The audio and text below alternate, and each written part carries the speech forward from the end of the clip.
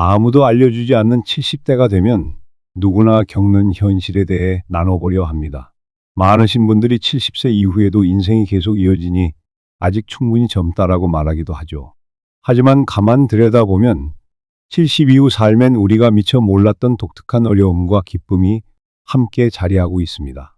언젠가 방송인 윤여정 씨도 한 인터뷰에서 70 넘으면 60대와 완전히 달라진다. 몸은 물론 마음가짐까지 몹시 달라져 놀랄 때가 많다고 털어놓았어요. 오늘은 바로 그때 벌어지는 대표적 현실을 이야기해 볼 겁니다. 댓글 중엔 근육 운동 안 하면 몸이 망가진다. 정말 본인 몸은 본인이 지켜야 한다. 등등 다양했는데 이런 진짜 현실들을 하나하나 살펴보겠습니다.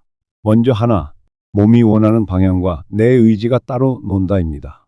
예전엔 마음만 먹으면 하루 종일 돌아다녀도 끄떡없던 분들조차 70을 넘기면 체력이 확 다릅니다. 운동 좀 했다고 다음날 쉬면 회복되던 게 이제는 이틀, 사흘씩 걸려야 낫기도 해요. 가수 나훈아 씨조차 무대 위에서 뛰고 나면 이젠 예전처럼 회복되지 않는다고 솔직히 말했을 정도니까요. 철학자 쇼펜하우어는 의지는 어디까지나 정신의 힘이지만 육체가 약해지면 의지가 약해지는 것과 같다고 했습니다. 결국 몸과 마음이 충돌하는 순간이 자주 온다는 거죠. 둘 근육 없으면 정말 큰일이다라는 사실을 온몸으로 깨닫게 됩니다. 댓글에서도 70대에 근육 운동 필수라는 말이 많았죠. 놀랍게도 60대엔 그럭저럭 버틴 근력도 70만 돼도 서서히 소멸됩니다. 밤에 화장실 한번 갔다 오려다 중심 못 잡고 넘어지기도 하고 계단 오르내리기조차 버거워져요. 영화배우 클린트 이스트우드가 늙어갈수록 근육은 선택이 아닌 필수라고 말한 건 결코 과장이 아니에요. 셋, 마음 먹고 병원 한번 가기가 큰일입니다. 50대, 60대까지는 간단한 통증이 느껴지면 바로 병원에 가는 분들도 많았죠. 그런데 70 정도부터는 병원 갈 일이 너무 잦아지고 이동하는 것조차 부담스러워져서 통증을 참다가 병을 키우는 경우가 생깁니다.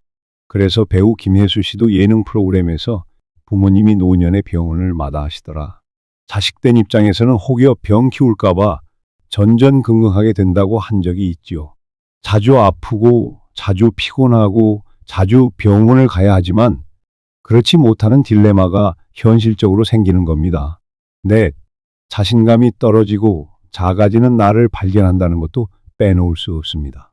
전엔 활발하고 호탕했던 분들도 70 즈음부터는 사소한 일에 주눅이 들거나 주저하는 모습을 보이곤 해요. 모임에 가서도 혹시 내 말이 실수될까봐 입을 다무는 경우가 늘어나죠. 니체는 나이 들어 가장 소중한 것은 자기 존엄성이라 했습니다.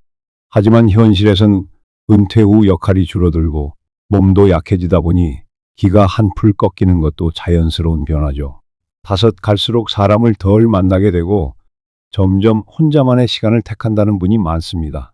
예능인 박미선 씨도 70 무렵 들어선 엄마가 친구 만나는 걸 귀찮아 하시더라. 외롭지 않느냐고 여쭈면 그냥 혼자가 편하다고 하셨다고 전했어요. 실제로 이 시기엔 친구들 만나자고 약속을 잡는 것도 피곤하고 이동 시간부터 옷차림까지 신경 써야 하니 번거롭게 느껴지죠. 그래서 주로 가족이나 극소수 친한 사람 외에는 거의 만나지 않는 현실이 온다는 겁니다. 여섯, 자식들 일이 남의 일처럼 느껴진다는 경험도 있습니다. 한때는 자녀가 어떤 직장을 다니고 어떤 사람과 결혼하는지 내 일처럼 신경 썼는데 70쯤 되면 그냥 자식들 사정은 자식 몫이라고 놓아버리게 된다는 이야기예요. 이에 대해 사르트르는 늙음이란 자연스럽게 인간의 애착을 희미하게 만든다고 했습니다. 어쩌면 자식들의 삶에 대한 미련마저 내려놓는 시점인지도 모르겠습니다. 일곱, 자존심보다 생존이 훨씬 중요하다고 느껴진다가 있습니다. 젊을 땐 고집도 세고 자존심이 높은 분들이 많죠. 그런데 70 넘어가면 내 생존과 건강이 더 우선이란 걸 뼈저리게 깨닫게 됩니다. 예를 들어 굳이 남들이 보는 눈을 의식해서 무거운 짐 들다가 다칠 수 없다고 생각하는 거죠. 윤여정 씨가 어떤 자리에서 나이 들수록 자존심도 최소화해야 안 다치고 더 오래 산다고 농담했는데 그것이 곧 몸으로 새기는 지혜라고 할 수 있어요. 여덟, 말벗이 되어줄 누군가를 구하는 건 생각보다 어렵다는 것도 기억해야 해요. 가끔 동네 복지관 가면 빨리 친구 사귈 수 있지 않느냐 하시지만 막상 가보면 발걸음이 쉽게 안 옮겨지고 이미 어울리는 무리들이 있어서 낯선 이에게는 편치가 않습니다. 철학자 소크라테스는 인생 후반엔 오래전 친구가 재산보다 소중하다고 했는데 그건 아마 새 친구 만나기가 그만큼 어렵다는 뜻도 담겨 있을 거예요. 9. 이제부터 진짜 인생 재미를 느끼는 분들도 존재한다는 점. 70부터는 정신도 몸도 완전히 늙었다라고만 생각하시나요? 그러나 어떤 분들은 의외로 이 시기 내 인생의 가장 자유로운 시점이라고 느낍니다.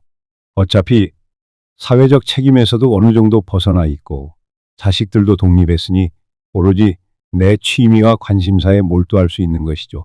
소설가 마크 트웨이는 인생의 참맛은 남은 걱정거리가 줄어들 때부터 시작된다고 했는데 바로 이 말을 70대에 체감하시는 분들도 계십니다. 열 많은 나이, 적은 나이는 이미 별 의미가 없음을 깨닫게 된다입니다. 처음에 70살 되면 깜짝 놀라지만 곧 에라, 70도 그냥 숫자다라고 받아들이는 분들도 있죠. 독일의 위대한 작가 괴테가 숫자가 인간의 가치를 말해주지 않는다고 말한 적 있지요. 사실 사는 날 동안은 나이가 몇이든 모두 오늘을 살아가는 한 명의 인간일 뿐이라 70이라고 내가 꼭 이렇게 살아야 한다라는 건 없다는 겁니다.